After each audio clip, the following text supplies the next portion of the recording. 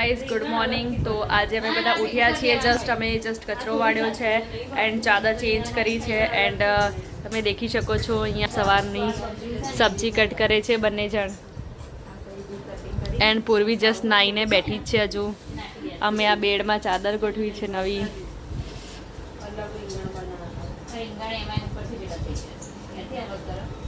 તમે દેખી શકો છો જસ્ટ અમે હમણાં થોડું બેડ સરખો કર્યો છે. એન્ડ શું બને છે કલી? આજે શું કટ કર્યું? સોનલ હંમેશા શીખવાડવામાં જ કેમ રહી જાય છે?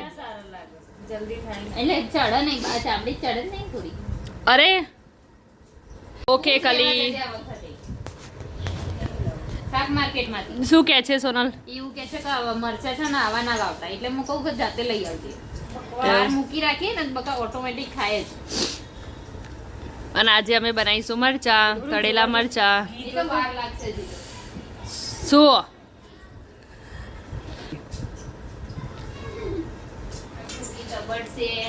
અને કલી જમવાનું બનાવે છે આજે. અને સોનલનું ઘી તબડી રહ્યું છે. તમે દેખી શકો છો આજે મેં બહુ બધા એલોવેરા લઈ છું એન્ડ માથામાં લગાવવાના છે બીકોઝ ઓફ હેર સિલ્કી થાય એના માટે. અને જ્યુસ કાઢવાનો છે. એન્ડ તમે દેખી શકો છો મારી બેન ઘી બનાવી રહી છે એન્ડ મલાઈ. મારી મમ્મીએ બહુ બધું દૂધ આપ્યું હતું ગામડેથી, તો હવે એની બધી મલાઈ કાઢીને અમે ઘી બનાવી રહ્યા છીએ.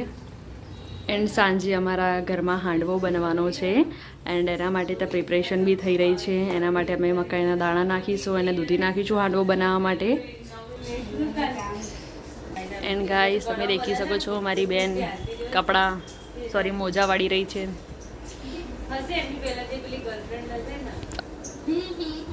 આવો કાળો મોજો ક્યાં છે? ઉદયપુરમાં જે પહેર્યા હતા ને બધા જે વર્ષે ધોવાય નહીં ધોયા તો પહેલાં પણ હવે જઈને વળાય છે.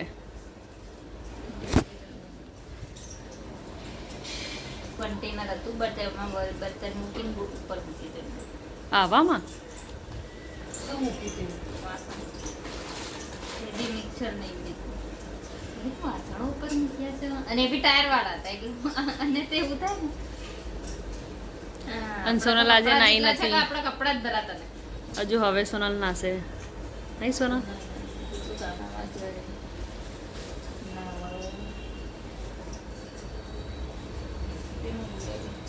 કદી એટલા મોજા ભેગા કર્યા છે ને, ગુલાબી, વાદળી, લીલા, કાળા, પીળા.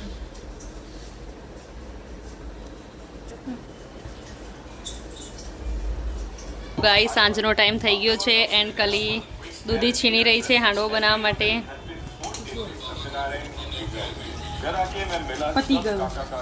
એન્ડ ગાઈસ આ પૂર્વી ઊંઘી રહી છે.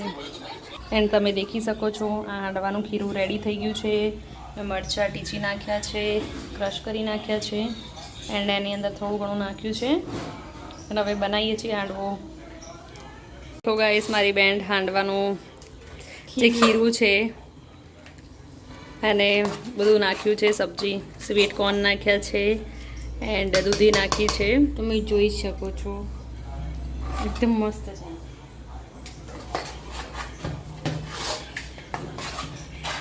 ગાઈસ હાંડવો બની રહ્યો છે અને મેં ખીરું નાખ્યું છે જસ્ટ આમાં એન્ડ થઈ રહ્યો છે હાંડવો.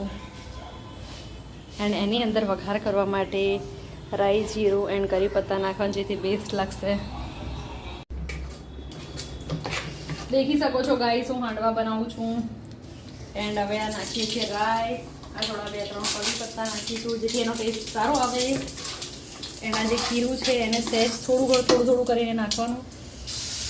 અલગ કે હાંડવો એન્ડ મને હાંડવો બહુ જ ભાવે છે કારણ કે આની જે રેસીપી છે ને જે ખાવામાં લાગે ને બહુ ઇઝી રેસીપી છે એન્ડ ખાવામાં પણ બહુ જ સરસ લાગે છે. બહુ જ સરસ લાગે છે. ગાઈસ હવે છે ને આને અંદરથી સારી રીતે બફાઈ જાય એના માટે એના પર ઢાંકવાનું હોય છે અને થોડી વાર એને ચેક કરવાનું. ગાઈસ દેખી શકો છો મારી બંને બહેનો હાંડવા ખાઈ રહી છે એન્ડ પૂર્વી જે છે એ ફોન પર લાગી રહી છે. કેવો છે સોનલ હાંડવો? બહુ ટેસ્ટી. દેખી શકો છો ગાઈસ, આવો હાંડવો બને છે. કલી કેવો લાગ્યો તને? કલી ગાઈસ એવું કહેતી હતી કે મને છે ને ઓ ઓઇલી નથી ભાવતું, હું તો ખાઈશ જ નહીં, હું તો શાક રોટલી ખાઈશ. બટ દેખો એટ ધી એન્ડ એને પણ ભાવ્યું ને કલી. હું તો ખાવું જ નહીં, હું તો મારા માટે શાક રોટલી બનાવી દઈશું. એવું કહેતી હતી. પણ હાંડવો બેસ્ટ વસ્તુ છે ખાવા માટે પણ, એને એટલું બધું બી તેલની જરૂર નથી આમાં. તો છો હાંડવો ઇઝ રેડી.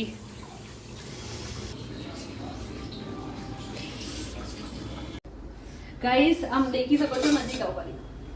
આ દેખી શકો છો, આ જે છે ને આવી રીતે બફાયું હોય ને તો તમને આવું દેખાશે. એન્ડ પછી હવે આને પલટવાનું છે, એન્ડ પછી એને અગેન ઢાંકી દેવાનું છે જેથી એ પાકી જાય એન્ડ જેથી એ સરસ બની જશે. એન્ડ પછી એના ઉપર અગેન ઢાંકવાનું છે.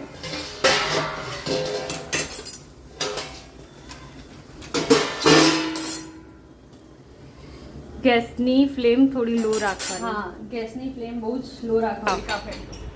Birthday to you, happy birthday to you, happy birthday પૂર્વી, હેપી બર્થડે ટુ યુ. બહુ ગરમ છે મને આપું. ચક્કા ઉપર જ પ્રેસ કર.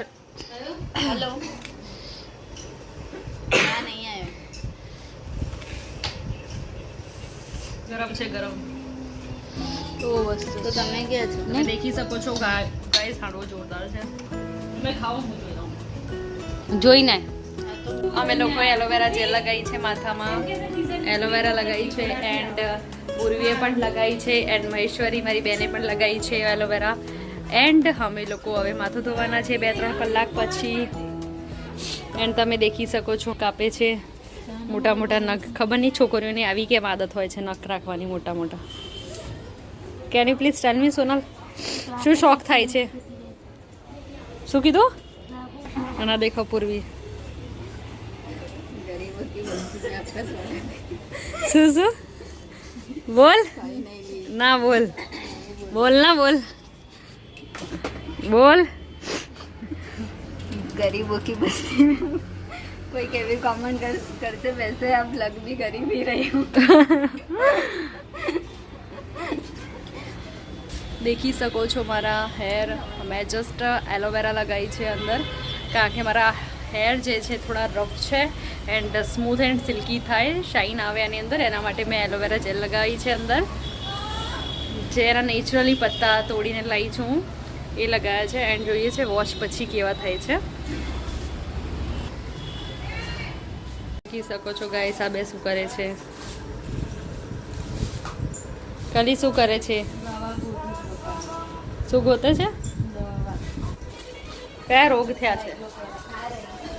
હા એ ડાયક્લો છે, પેરાસિટામોલ અલગ છે. આ બસ આ જોઈએ છે લગાવી દીધી. ના એ ડાયક્લો છે, બોડી છે ને તાકાતથી કટ કરવું.